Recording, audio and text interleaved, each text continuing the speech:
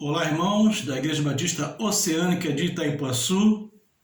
É um prazer me dirigir a vocês mais uma vez nessa oportunidade que tenho recebido de trazer uma breve meditação da Palavra de Deus e quero compartilhar com os irmãos. E é um tema que eu trago hoje tão importante e queria que vocês pensassem, analisassem, pensassem em pessoas que estão distantes do Senhor, que não vivem a fé cristã. E o tema que eu trago hoje é da maior importância e eu quero compartilhar com os irmãos. E o título da nossa breve meditação de hoje é: seu nome já consta no livro da vida?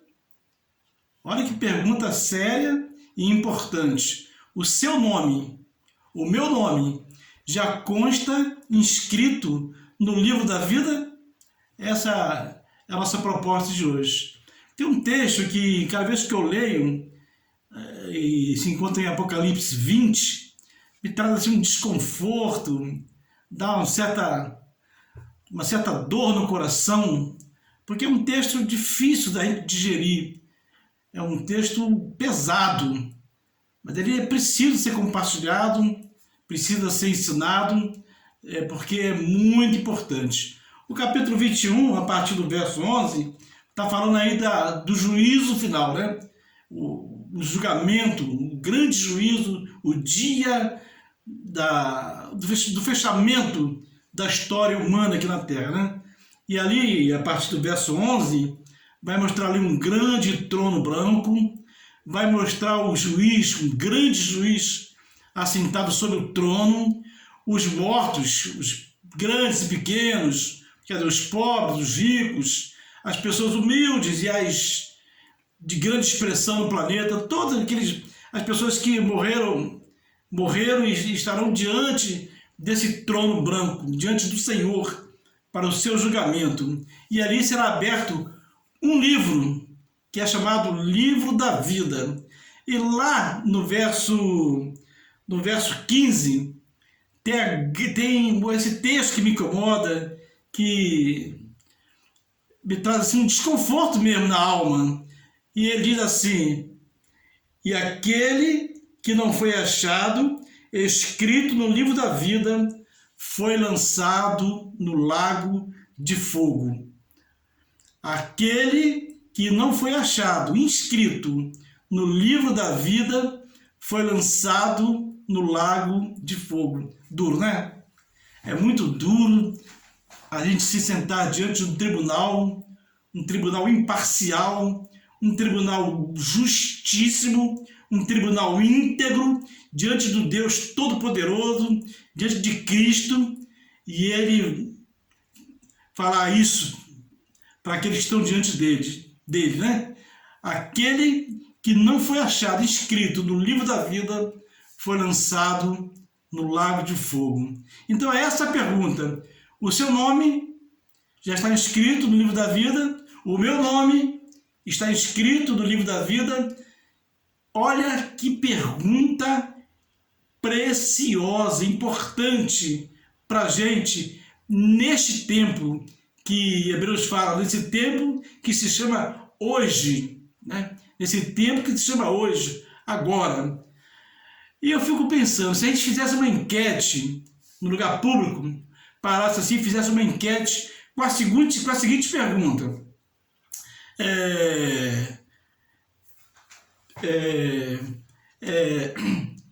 para você, qual é a coisa mais importante da vida? Já pensou parar no lugar público e as pessoas passando, e a gente parasse um aqui, outro ali, outro acolá, e fizesse a pergunta: para você, qual é a coisa mais importante da vida? Olha, certamente teríamos muitas respostas. Algumas talvez alguém diria assim: olha, a coisa mais importante da vida é ter um bom emprego.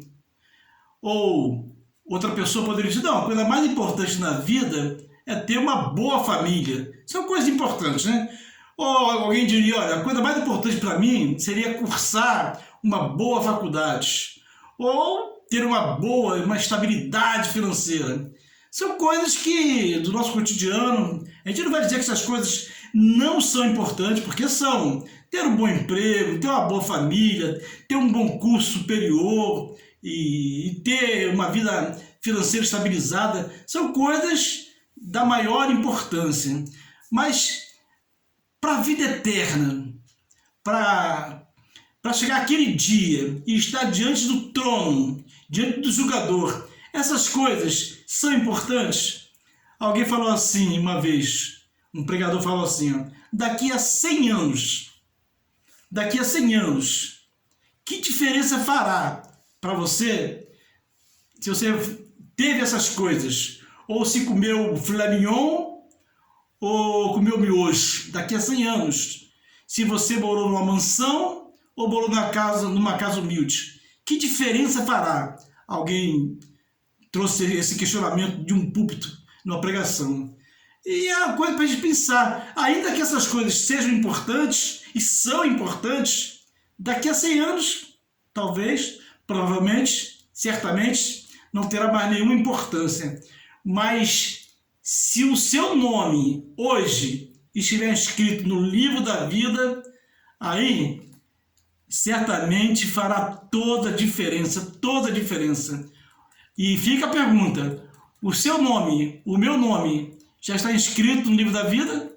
Essa é a pergunta. Certa vez, Jesus reuniu 70 discípulos, que ele treinou, que ele preparou, e enviou, olha, vão de dois em dois, e vão lá e pregue, avisa lá que o reino de Deus é chegado, e dê algumas instruções, tenta chegar na casa, dê ali a paz, e se a paz for bem recebida, a pessoa receberá a paz, se não, a paz volta, e deu algumas instruções, e eles saíram, os 70, né? Em duplas, né? 35 duplas, saíram atendendo essa ordem de Cristo. Olha, vocês vão e façam isso. E eles foram e foi maravilhoso, eles voltaram de lá muito felizes, porque viu coisas esplendorosa, maravilhosa, né? E ali o texto diz assim, está lá em Lucas 10, de 1 a 20, mas eu vou ler aqui a partir do verso 16. Olha que interessante. Quem vos ouve a voz, a mim ouve. Quem vos rejeita a voz, a mim rejeita. E quem a mim rejeita, rejeita aquele que me enviou. Aí vai no verso 17. E voltaram os 70 com alegria, dizendo, Senhor, pelo teu nome até os demônios,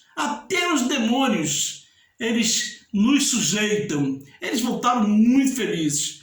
Aí Jesus falou assim, olha, eu vi Satanás como raio cair do céu, e eis que vos dou poder para pisar serpentes, escorpiões e toda a força do inimigo, e nada vos fará dano algum. Aí vem o fechamento da ideia de Jesus. O fechamento é esse. Mas não vos alegreis, porque os demônios vos submetem.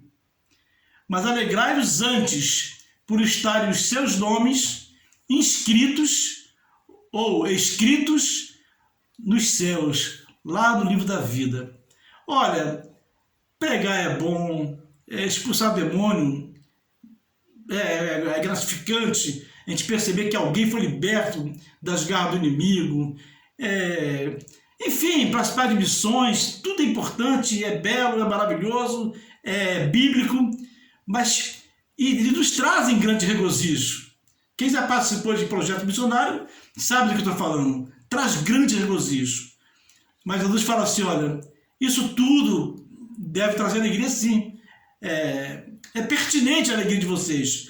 Mas maior alegria, o top da alegria, é o seu nome, o meu nome, estar escrito no livro da vida. O seu nome já está escrito no livro da vida?